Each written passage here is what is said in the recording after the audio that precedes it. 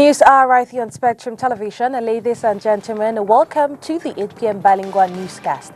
On our top stories tonight, a CEMAC delegation of experts is in Cameroon to evaluate the implementation of recommendations from the Heads of State Summit.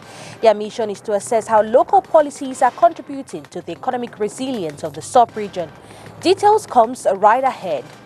Projects blending Cameroonian realities with artificial intelligence will be recognized with awards during the national competitions at Digital Innovation Week. Tonight, we listen to the Minister of Post and Telecommunication.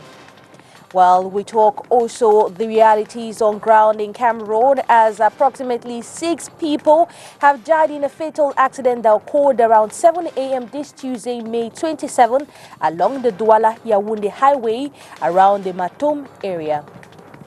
These stories and many more will be brought to you in tonight's edition of the 8 p.m. Bilingual newscast. Ladies and gentlemen, welcome.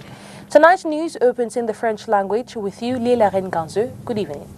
Bonsoir à vous, la donnée Tondissa. Mesdames, bonsoir. Monsieur, bonsoir. Et merci d'être avec nous. Il est 20h sur les antennes de Spectrum Télévision. C'est le journal. Mise en œuvre des recommandations du sommet des chefs d'État de la CEMAC, une délégation des experts de l'institution est en séjour à Yaoundé, la capitale politique du pays. Objectif, faire une évaluation du fonctionnement des politiques locales, ceci afin de mener à bien la résilience des économies de la sous-région. Olivier Rizika. En séjour depuis quelque temps à Yaoundé, cette délégation d'experts statisticiens de la CEMAC a pour mission de faire une évaluation de la mise en œuvre des politiques de la sous-région pour la résilience des économies. Cette mission a pour principal objectif d'évaluer la situation et la performance économique du Cameroun à travers les 4 critères de convergence de la CEMAC. Ces critères qui portent sur le solde budgétaire de référence, sur le taux d'endettement, sur les arriérés et ainsi sur l'inflation. Vous savez, dans la zone CEMAC, nous assurons la convergence des politiques économiques au sein d'une union qui a une monnaie commune. Il est important donc que de façon régulière, les États puissent être évalués et s'assurer que les politiques communes soient menées de façon optimale et convergent vers les politiques, vers les performances économiques soutenables. Nous allons évaluer ces indicateurs au cours de ces 2 semaines avec l'ensemble des administrations du Cameroun, les finances, l'économie et d'autres structures qui ont également en charge la mise en œuvre des réformes politiques mais également structurelles. Le résultat attendu est d'assurer la convergence des économies de la sous-région CEMAC. Cette rencontre intervient à la suite de la conférence des chefs d'État tenue en 2024 à Yaoundé avec pour objectif principal le renforcement de la résilience des économies des pays de la zone CEMAC. Les meilleurs projets proches des réalités camerounaises et intégrant l'intelligence artificielle seront primés au cours du concours national organisé dans le cadre de la Semaine de l'innovation. L'annonce a été faite à Yaoundé ce jour par le ministre des Postes et Télécommunications, Inès Pangan, pour plus de détails. Les apports de l'intelligence artificielle dans les secteurs comme l'agriculture, la santé, l'éducation, la finance, la gouvernance, la cybersécurité et les services publics sont privilégiés dans la 4e édition de la Semaine de l'innovation numérique. Les jeunes Camerounais résidant sur le territoire national, porteurs de projets intégrant l'intelligence artificielle, peuvent participer à un concours national dont la compétition se déroulera du 27 mai au 27 juin 2025. Parce que le numérique, c'est toujours ajouter la valeur à ce qui existait déjà. C'est la raison du choix. S'il y avait à faire, on le referait encore. Donnant la possibilité aux jeunes de s'exprimer. Vous voyez le thème. Nous voulons une intelligence artificielle qui permet de résoudre les problèmes des Camerounais en veillant à ce que le chef de l'État a dit. Une utilisation éthique et responsable de l'intelligence artificielle. Un prix spécial sera réservé à l'innovation féminine au Cameroun. La compétition se déroule sous le thème « Mobiliser l'intelligence artificielle pour une transformation numérique ambitieuse et répondant aux besoins de la société camerounaise ». L'intelligence artificielle est aujourd'hui un levier incontournable pour le développement économique et social des pays émergents et le Cameroun entend pleinement en tirer parti. Cette 4e édition de la Semaine de l'innovation numérique vise à engager une réflexion collective sur l'intégration responsable de l'intelligence artificielle dans nos politiques publiques, nos entreprises, nos services sociaux et nos institutions. La 4e édition de la Semaine de l'innovation numérique, qui veut récompenser les créations des jeunes, se déroule du 23 au 27 juin prochain. Un point de presse de présentation de l'événement est donné ce 27 mai 2025 à Yaoundé. From June 23 to 27, 2025, Cameroon's Digital Innovation Week will tackle a crucial question: how artificial intelligence can be harnessed to solve the nation's challenges and improve the lives of Cameroonians. Let's take a listen to the Minister of Post and Telecommunication, Minette Libom Lilikeng. The 4th edition of ICT Innovation Week, under the theme Mobilizing Artificial Intelligence for an Ambitious Digital Transformation that meets the needs of our country, Cameroon. This theme reflects the forward-looking vision of the head of state, who, in his book entitled Pour le libéralisme communautaire, une pensée dynamique à la mesure des temps présents, édition FAB, Lausanne, 2024, page 82, states, and I quote, "The challenge of artificial intelligence is commensurate with current and future challenges. Artificial intelligence is a multiplier of development, growth, and democratization provided it is used ethically." End of quote.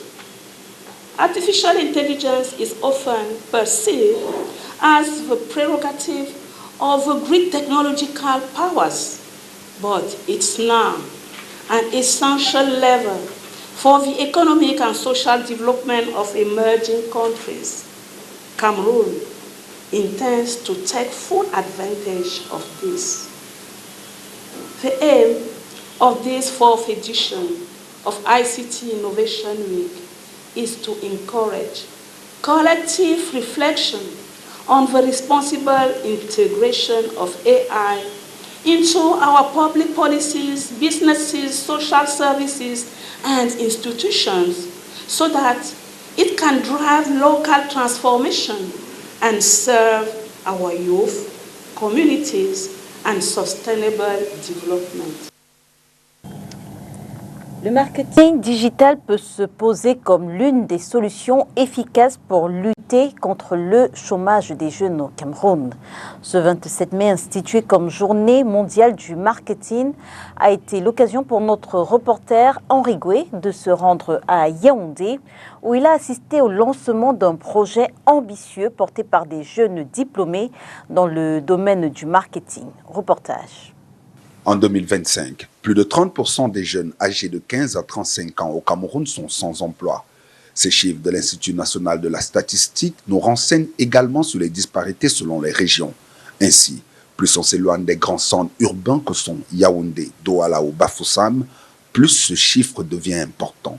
Pour faire face à ce chômage grandissant chez les jeunes, le gouvernement a mis en place plusieurs initiatives à l'instar du cadre réglementaire pour l'aide à l'embauche des primo-demandeurs d'emploi et un répertoire national des emplois.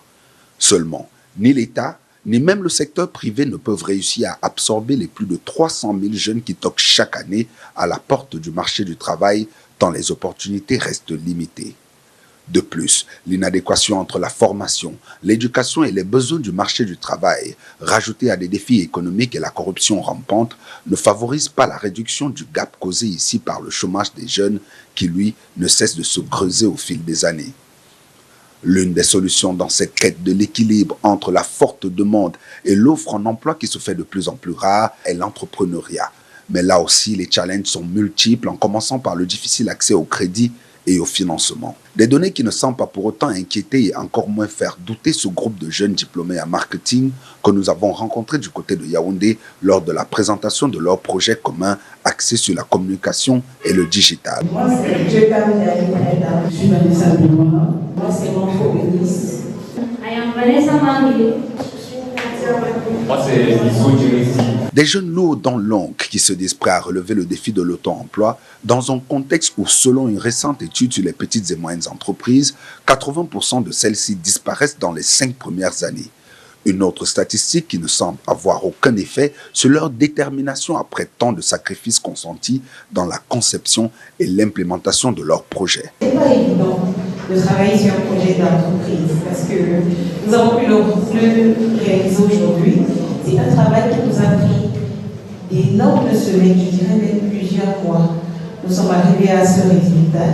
Un résultat qui, pour ces jeunes rompus aux techniques du marketing digital et de l'espace numérique, est déjà en soi une réussite, car il leur permet non seulement de faire fusionner leurs compétences respectives autour d'une vision commune, mais aussi de décongestionner, aussi minimes soient-ils, les chiffres déjà importants du chômage en milieu jeune dans notre pays.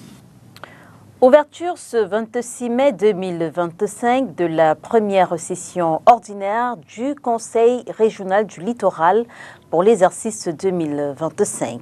Les travaux portent essentiellement sur l'examen et le vote des comptes du Conseil pour l'exercice précédent, entendez l'exercice 2024.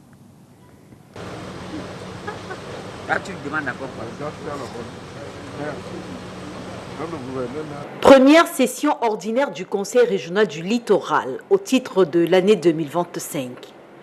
En présence du gouverneur de la région du littoral et sous la présidence du patron de l'institution, les travaux sont consacrés à l'examen et au vote des comptes pour l'exercice clos il y a quelques mois, l'exercice 2024. Une session technique. Elle est pour l'approbation des comptes. Si on était dans une société privée, on parlerait de bilan. La session bilan de l'exercice est pour les 2024. Tout ce qui se greffe dessus est seulement un supplément. C'est pour ça qu'on a passé notre partenaire qui va travailler avec nous. Et ça fait 3 ans qu'il est avec nous. On est vers la phase exécutoire des projets que nous voulons faire ensemble. Mais cette session n'est pas une session de projet. Cette session est pour l'approbation des comptes de gestion, de comptes administratifs et de comptes matières. Sont présents tous les acteurs de la décentralisation, car disons-le, cette session s'inscrit également dans le cadre du renforcement des institutions décentralisées au bénéfice du développement durable et de la prospérité de la région du littoral. Le transfert de compétences va au rythme du gouvernement. Le chef de l'État a signé plusieurs décrets, on a transféré des compétences assez importantes. Ce n'est pas très rapide, mais on est en train de maîtriser les compétences déjà transférées. Et nous, on a une méthode. Je ne les gère pas directement. Chaque fois que le président signe un décret, j'organise un séminaire pour la relecture du décret. À la fin de la relecture du décret, je désigne un conseiller régional qui a des compétences pour cette compétence qui préside. Les travaux se tiennent dans les locaux du Conseil à Bonanjo et ils s'achèvent ce jeudi 28 mai 2025. The mother of young Matisse has been placed under a committal warrant and imprisoned in Kondengui this Tuesday, while the accused appeared before a judge earlier today. Further details regarding the case are expected in our subsequent news editions. To address domestic violence, Cameroon's political capital recently hosted a collaborative workshop involving civil society actors, government officials and development partners. This is to explore ways to reduce reported cases. Let's get more in this excerpt. Thank you very much. I will start by saying that I'm happy to be here today and to be partaking in this wonderful conference on the fight against gender-based violence. We are here to say no to violence against women, and we know that while we say no to violence, we the parents, we have a great role to play. And firstly, I would like to say that the parents they have to advise their children to dress properly, not to dress indecently, to dress not to expose their bodies, to avoid being harassed by men everywhere they go to. The parents have a great role to play because some parents send their children to early and forceful marriages without their consent, and when they get there, you find the children being raped by their husbands. And then secondly, while we the lawmakers are there to fight, to vote and support gender-sensitive laws, I would like to encourage all the women to come out from the backyard and take frontline roles, to come out from the backyard and be leaders so that their voices should be heard. Thank you. Colonel Zambo Gema, the Northwest Region's Legion commander appointed in March 2024, has tragically died today in an accident in Bamenda, Northwest Region of the country. Well, the accident occurred at Up Station when a truck allegedly speeding and experiencing brake failure struck his vehicle. We continue this newscast in the French language with you, Leila Renganzo. Effectivement, la donnette en Dessa et on parle du déguerpissement du plateau Jos. C'est ici même dans la capitale économique du Cameroun. Lutte contre le désordre urbain, des commerçants déguerpis au lieu dit plateau Jos, non loin de la recette des finances à Bonondjon. Pour la communauté urbaine de Douala, c'est un jardin public qui ne saurait se transformer en restaurant à ciel ouvert. Opinion que rejettent les restauratrices et habitués de la zone. Oriane Danquin. Le soleil n'était pas encore haut dans le ciel ce 27 mai que ces restauratrices s'étaient déjà mises au fourneau. Que ce soit pour des beignets ou des omelettes, les clients sont installés et n'attendent que la fin de la cuisson et le service.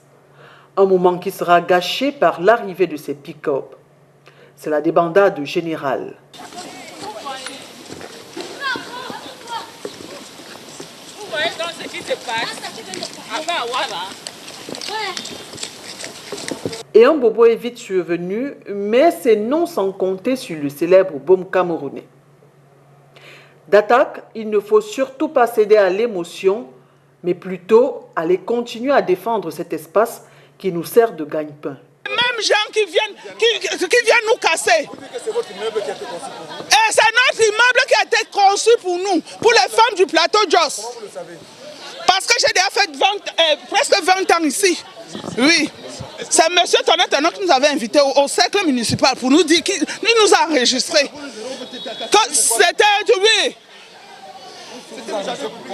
pour nous donner un site. Et il a construit ça pour les femmes du plateau, c'était pour nous. Mais depuis peut-être 10 ans, l'immeuble n'a jamais été habité. Et l'autre jour, on est venu sceller. Les qui ont habité pour qu'on vienne sceller. Pour les clients habitués de cette zone, 6 au lieu dit plateau Jos face recette des finances, 7 à Bonondjon ici à Douala, le bâtiment construit ici devrait servir d'espace marchand pour ces dames. Regardez une maison conçue pour un restaurant, mettez les femmes qui là-bas, ils vont payer. Et ils demandent de payer, ils vont payer. Voilà ça, c'est le. Et vous voulez la propriété. Nous, on va vivre comment? On va déjeuner où? Ouvrez ici, on va déjeuner dedans. Cet immeuble fait quoi à la place du jardin public? C'est prévu pour les restaurants. Aujourd'hui, c'est une histoire de délégués du gouvernement sortant et entrant. Qu'est-ce que ça fait là, tous les jours? Ce titre foncier appartient à qui? Est-ce qu'on a droit de mettre ça là?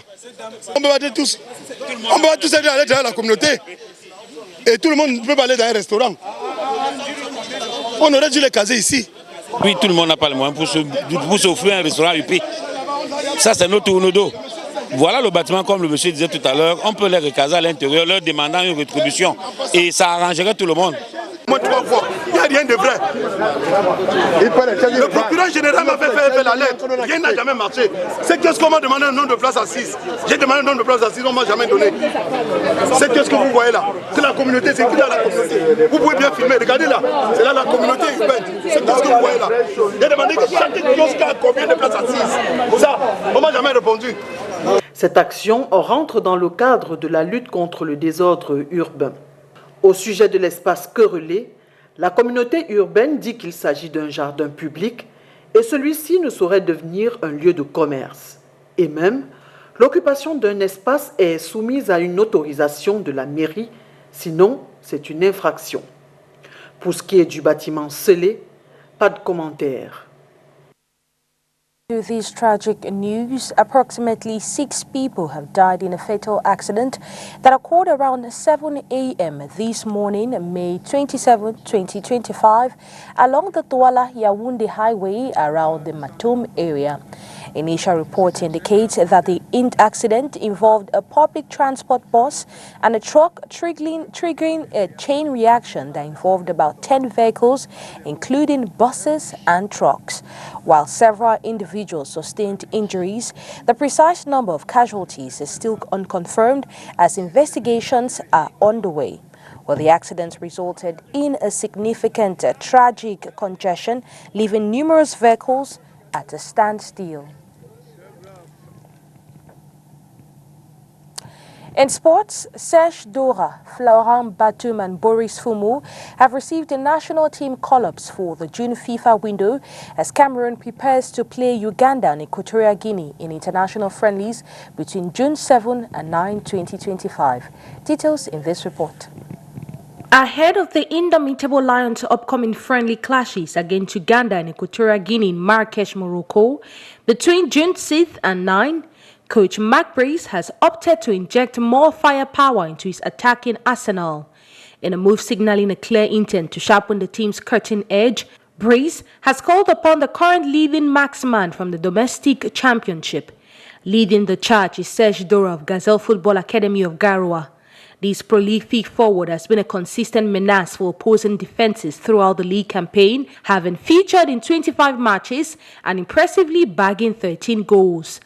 Beyond his scoring prowess, Dora also boasts a remarkable tally of 10 assists, highlighting his creative ability to unlock defenses and provide for his teammates.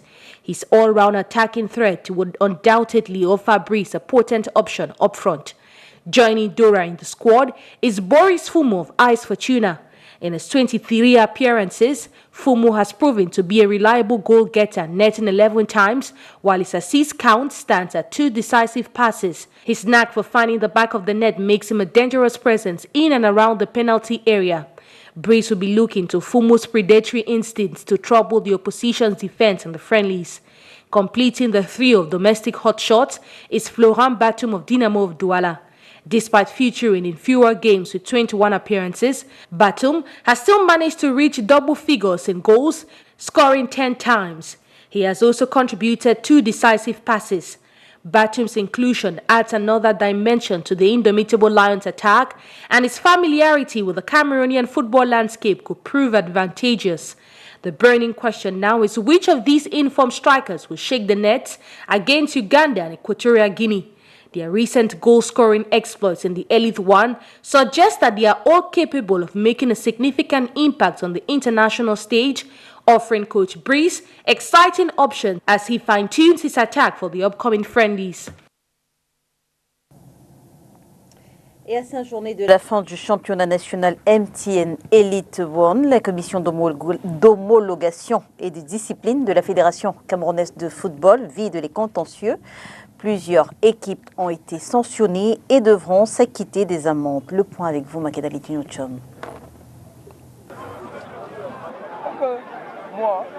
À 5 journées de la fin du championnat national de football MTN Elite One, la commission d'homologation et de discipline de la Fédération camerounaise de football statue sur plusieurs cas de litige en instance. Sur le cas du match de la 20e journée qui a opposé Stade Renard de Melon à Colombo du Sud, match qui s'est arrêté à la mi-temps alors que Colombo menait par 1-0, la commission décide que la rencontre sera reprogrammée. Stade Renard de Melon est condamné à payer une amende d'1 million de francs CFA.